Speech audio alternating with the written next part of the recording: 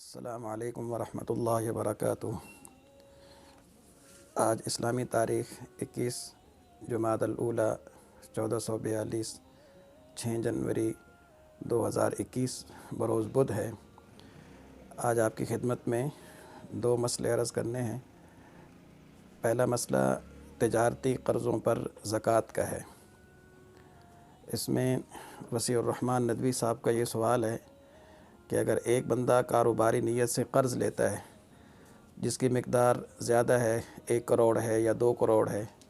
اور پھر سال کے بعد اس نے قسطیں ادا کرنی ہوتی ہیں، تو اس میں زکوٰۃ کا کیا حکم ہوگا؟ آیا اس قرض کو زکوٰۃ سے منہا کیا جائے گا یا کیا حکم ہے؟ تو اس کا جواب یہ ہے کہ قرض کی 2 قسمیں ہوتی ہیں۔ ایک قرض ہوتا ہے جو انسان عام گھر کے اخراجات کے لیے یا گھر بنانے کے لیے معمولی طور پہ قرض لیتا ہے، اور دوسرا تجارتی قرض ہے کہ جو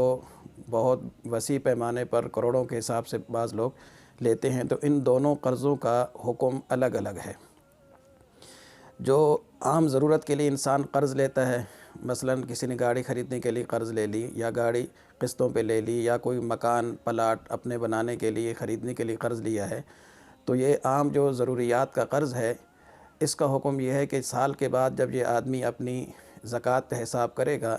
تو جتنا بھی اس نے قرض لے رکھا ہوگا اس قرض کی نفی کرے گا۔ نفی کرنے کے بعد باقی جو اس کے پاس مالیت موجود ہوگی، اگر وہ صاحب نصاب بن جاتا ہے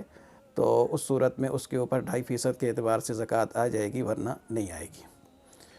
جو دوسری قسم ہے تجارتی قرض کا، یعنی جو کاروبار کے لیے، تجارت کے لیے بعض لوگ وسیع پیمانے پر قرض لیتے ہیں،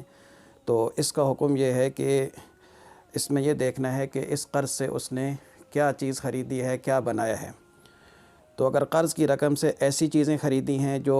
خود قابل زکوٰۃ ہیں، یعنی جن کے اوپر زکوٰۃ آتی ہے، مثلا اس نے خام مال خرید لیا،